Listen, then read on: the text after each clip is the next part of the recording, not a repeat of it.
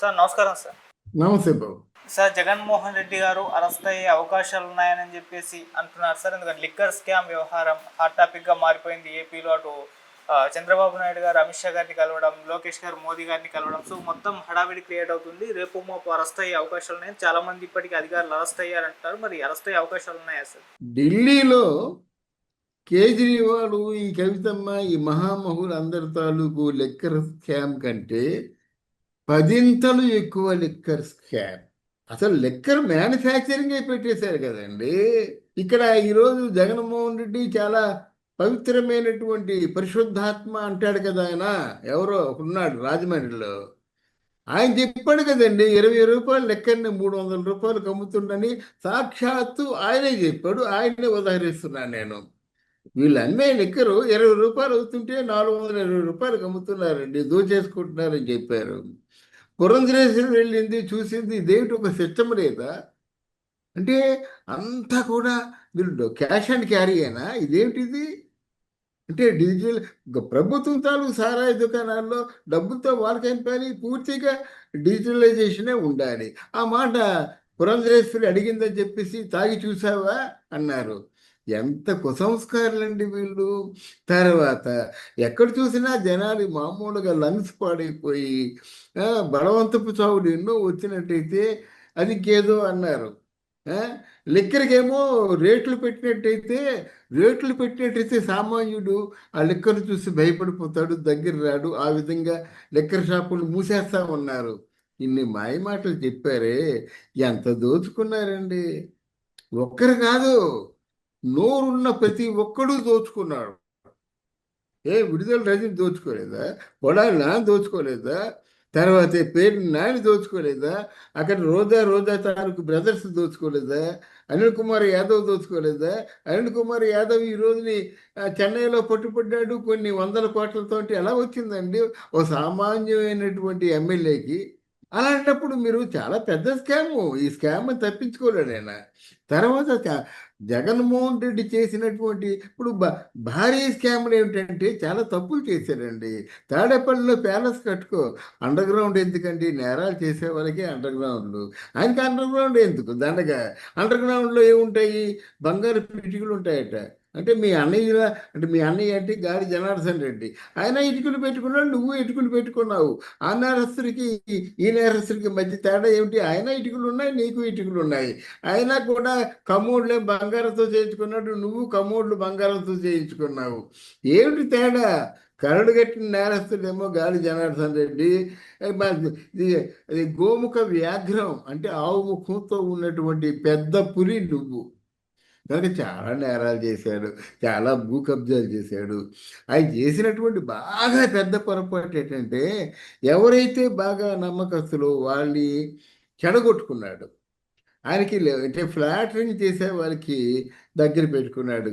సజ్జల రామకృష్ణారెడ్డి ఒక జర్నలిస్ట్ అండి. రాజకీయాల్లో ఏమి రాణిస్తాడని నీకు ఏదో విషయంలో నీకేదో నచ్చిన విధంగా, నీకేదో హాయి గొలిపే విధంగా, అంటే ప్రాణంగా హాయిగా పడుకునేటువంటి విధంగా దోలపుచ్చాడని చెప్పేసి నువ్వు ఆయన నమ్మేశావా? సజ్జల రామకృష్ణారెడ్డి నిన్ను ఎంత ముంచాడు? ఆఖరికి ఆ రోజు ఫలితాలు వస్తున్నా కూడా మేము సంబరాలు ఏర్పాటు చేసుకుంటామని చెప్పాడు. వాళ్ళ ఫలితాలు వస్తున్నాయి. లేదు మొత్తం అత్యధిక మెజార్టీతో జగన్మోహన్ రెడ్డి గెలుస్తాడు, మేము సంబరాలు ఏర్పాటు చేసుకుంటున్నాం అని చెప్పాడనమాట. ఈ మాట ఎందుకు చెప్పానంటే, ఇలాగ నిన్ను నిలువెత్తున ముంచేసినప్పుడు కూడా నువ్వు వాళ్ళే నమ్ముకొని ఉన్నావంటే నీకంటే మూర్ఖుడు ఇంకెవరుంటారు? ఆలోచించండి. ఇప్పుడు ఒక తప్పు చేయలేదండి. ఒకవేళ జగన్మోహన్ రెడ్డిని కానీ అరెస్ట్ చేయకున్నట్టయితే ఎవరు ఒప్పుకోరు, బుర్రలో గుజ్జున్న ఎవరు ఒప్పుకోరు. ఇన్ని నేరాలు చేసి ఎవడైతే మనకేం కావాలి? ఏం మీకు ఎవరు పేరండి, లల్లూ ప్రసాద్ యాదవ్ జైల్లో పెట్టలేదు? ఆయనకంటే పెద్ద నాయకుడివా నువ్వు? వరుస విజయాలతో ఆయన మొత్తం ఎక్కడ చూసినా ఆయనే కదా, లల్లుయే కదా. మరి నీకేమొచ్చింది? మా కరుణాకర ఎవరు మన కలెక్టర్ ఆయన కరుణానిధి, ఆయన చేయలేదా? ఇందిరాగాంధీని చేయలేదా? జయలలితని చేయలేదా? ఏంటి పెద్ద వాళ్ళకంటే పోటుగాడా? వాళ్ళకంటే రాజకీయ నాయకుడా? వాళ్ళకంటే ప్రజలకు సేవ చేశాడా? ఒక సేవ చేశానని చెప్పండి. నీ చేతికి రూపాయి వచ్చినట్టయితే నువ్వు 80 పైసలు మింగేసి 20 పైసలు నీ నమ్మకస్తులు పంచావు నువ్వు. అది చరిత్రలో ఉండిపోద్ది కదా. ఎక్కడ ఎలాగా దోచుకోవాలో అని అనడమే తప్ప మీ తాలూకు శాఖల్లో ఉన్న మంత్రులకి ఏ మంత్రికైనా శాఖ తాలూకు విధులు తెలుసా? అందువలన ఇలాంటి వాళ్ళందరినీ పెట్టుకున్నావు, నిన్ను ముంచారు. అది ఒకటి, ఎవడు తీసుకున్న గోతులో వాడే పడతాడు. నువ్వు గోయి తీసుకున్నా కనుక నువ్వే పడాలి, అది న్యాయం కూడా. అంటే సార్ మళ్ళీ ఒకవేళ ఎవరు ఆలోచించరు. జగన్మోహన్ రెడ్డి గారు అరెస్ట్ అవుతే ఆయన సింపతి వచ్చే ఛాన్సెస్ ఉన్నాయి, అందుకే ఇంత తాత్సారం జరుగుతుందని కూడా చాలా మంది పొలిటికల్ అనలిస్టులు అభిప్రాయపడుతున్నారు సార్. అది తప్ప. మంచి ప్రశ్న వేశారు. ఇట్లాంటి ఆలోచనలన్నీ చంద్రబాబు నాయుడు గారికే వస్తాయి. సింపతి ఇప్పుడెందుకు వస్తుందండి? అసలు సింపతి వస్తుందని చంద్రబాబు నాయుడు నాయకులు లాంటి వాడు అనుకోవడం ఏంటండి? నువ్వు చేసే మంచి పనులతో మరిపించు, పరిశ్రమలు తీసుకురా. నువ్వు 20 లక్షల మంది అన్నారు, 10 లక్షల మందికి ఉద్యోగాలు ఇవ్వు. ఎక్కడ పడితే అక్కడ విమానాశ్రయాలు పెడుతున్నారు, మీకు స్టీల్ ప్లాంట్లు పెడుతున్నారు, పారిశ్రామిక వికేంద్రీకరణ జరుపుతున్నారు. వీటితో అద్భుతంగా పరిపాలించినట్టు జనం అంత తేలిగ్గా మర్చిపోరండి. అప్పుడు ఎప్పుడో బ్రిటిష్ వారు పెట్టినటువంటి కేజీహెచ్ని దండం పెట్టుకుంటారు, అమ్మ వాడు కట్టబట్టే కదా మనం వెళ్తున్నాం అని చెప్పేసి. ప్రజలు ఎప్పుడు మంచిని మర్చిపోరు. వీళ్ళు అనుకుంటున్నారు వీళ్ళ తాలూకు స్వతంత్రంగా ఊహించుకోవడం. కానీ ఇప్పుడు అరెస్ట్ చేస్తే జనంకి ఎందుకు సింపతి పెరిగిపోద్దండి? ఇక్కడ 4 సంవత్సరాలు ఉంది. వీళ్ళు ఏమైనా అరెస్ట్ చేయాలనుకుంటే ఇప్పుడే అరెస్ట్ చేయాలి. ఎందుకు అరెస్ట్ చేశారో ప్రజలకి స్పష్టంగా చెప్పాలి. అరెస్ట్ చేయడం మా తాలూకు విధి. అప్పుడు మమ్మల్ని అన్నాడు కనుక ఇప్పుడు మేము అంటున్నాము. ఇలాంటి వంకాయ కబుర్లు ఆడితే లాభం లేదు. తప్పులు చేశాడు, ప్రజాధనాన్ని దోచుకున్నాడు, లక్షలాది కోట్ల రూపాయలు ఉన్నాయి. ఈరోజు బంగారు పిటికలు ఉన్నాయి, స్కాములు ఉన్నాయి, అండర్ గ్రౌండ్లు ఉన్నాయి, ఏవేవో మొత్తానికి ఏంటంటే వక్ర మార్గంలో పరిపాలన సాగించారు కనుక ఇది చూసి ఇంకొకరికి ఇది ఏంటంటే ఒక బాట కాకుండా అది పూర్తిగా కోకటి వేళతో ఆ మొక్కనికి కోకటి వేళతో పెగలిచ్చేసినట్టయితే, ఒక 4 సంవత్సరాలు జైల్లో ఉన్నట్టయితే జగన్మోహన్ రెడ్డి జీవితాంతం రాజకీయాలకు పనికిరాడు కదా. అలాంటి ఒక ప్రజాధనాన్ని దుర్వినియోగం చేసిన వాటి రాజకీయాల్లో ఉంటే ఎంత, పోతే ఎంత, అర్థం చేసుకున్నారు కదా. ప్రజల్ని కాపాడేవాడు కావాలండి. పేదరికంతో చచ్చిపోతున్నారండి. ఇంకా కొన్ని పల్లెటూరు ప్రాంతాలకు బస్సులు లేవండి, కరెంట్ లేదండి, తేలు కుడితే చచ్చిపోతున్నారండి, పాము కాటికి మందు లేదండి. వీళ్ళు మా ప్రాథమిక వైద్యశాలను పెడుతుంది కానీ కనీసం కాంపౌండర్ ఉన్నాడండి, ఇల్లు ఊడ్చేటువంటి ఒక ముసలమ్మ ఉంటుందండి. ఇంత అస్తవ్యస్తంగా పరిపాలన, ఇర్రెస్పెక్టివ్ ఆఫ్ పార్టీస్ చెప్తున్నాను నేను. తెలుగుదేశమా వైఎస్ఆర్సీపీ అని కాదు. ఇలా ఉన్నటువంటి పల్లెటూరు ప్రాంతాల్లో ఉన్నటువంటి ఇంత దౌర్భాగ్య స్థితిలో ఉన్న వాళ్ళు ముందు బాగు చేయండి. నిండు సోనాలు ఒక 10 కిలోమీటర్ల దూరం నడిచికెళ్ళాలంటే ఎలాగవుద్దండి? బస్సులు లేవు, వెలుతురు లేదు, మంచాన్ని అడ్డంగా పెట్టేసి ఆ మంచంలో ఆవిడ వేసేసి తీసుకెళ్తుంటే హాస్పిటల్ వరకు వెళ్తుందో మధ్యలోనే ప్రాణం ఆగిపోతుందో తెలియనటువంటి పరిస్థితుల్లో ఉన్నప్పుడు మీరు మంచి చేసి చూపించండి. జగన్మోహన్ రెడ్డి గారిని వదిలేయండి, ఆయన చేసిన దానికి అనుభవిస్తాడు. ఒకటేనండి, ఇది వేదమే చెప్పింది కదా, యద్భావం తద్భవతి. అంటే ఏమిటి? నీ తాలూకు మనసులో ఏవైతే అనుకున్నావో, నీ మనసులో ఏదైతే సంకల్పం ఉందో అలాగే జరుగుతుంది. జగన్మోహన్ రెడ్డి తెలియదా తను తప్పులు చేశానని? ఎందుకు ఎంత పిచ్చెక్కిపోతున్నాడు? ఆయన చేసిన తప్పులు ఆయన తెలియబట్టి పిచ్చెక్కిపోతున్నాడు. అరే, తల్లిని కూడా హ్యూమన్ రిలేషన్స్ కూడా మర్చిపోయేవే.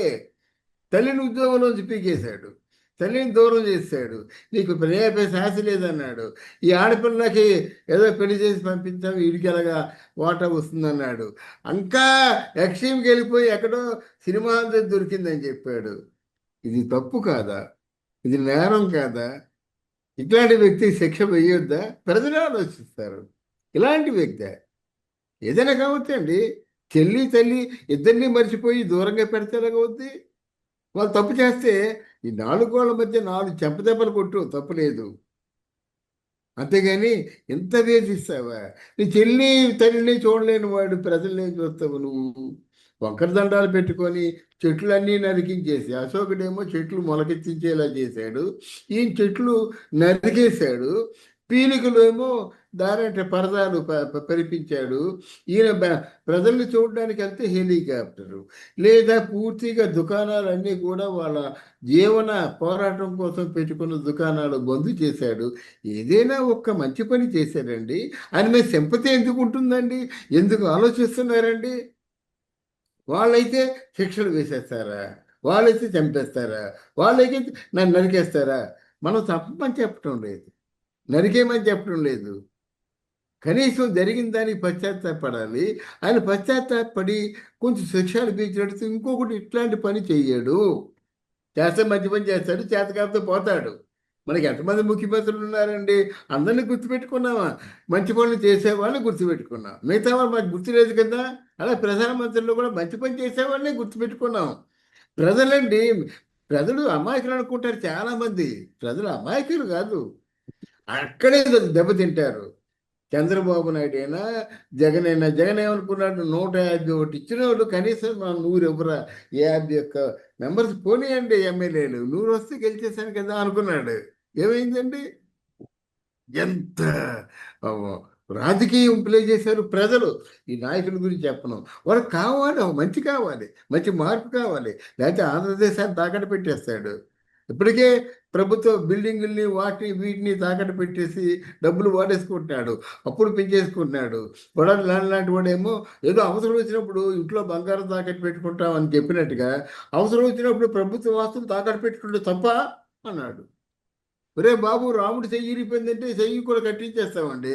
హనుమంతుడి గద ఎవడో దోచుకుపోయాడంటే గదని దోచుకుపోయి ఇంకో గద పెడతామన్నమాట. ఇట్లాంటి మూర్ఖపు నాయకులు ఉన్నప్పుడు వీరికి ఎలా బుద్ధి చెప్పాలో ప్రజలు ఆలోచించుకుంటారండి. ప్రజలు విజ్ఞులు ఆలోచించుకుంటారు గనక మీరు అరెస్ట్ చేసేదేదో సాక్ష్యాధారాలతో అరెస్ట్ చేసి, ఎందుకు అరెస్ట్ చేశారో ప్రజలకు మాత్రం తెలియాలి. అది చాలా అవసరం. ఎందుకంటే బ్రాహ్మణుడు నల్లమే కథలాగా అయిపోకుండాను ఇందుకు అరెస్ట్ చేస్తున్నాము. ఇది తప్ప గొప్ప విజ్ఞులు ప్రజలు మీరు నిర్ణయించండి అనేటువంటి ఒక స్లోగన్ ఇవ్వాలి. ఇది నా ఆలోచన. Right sir, thank you so much sir.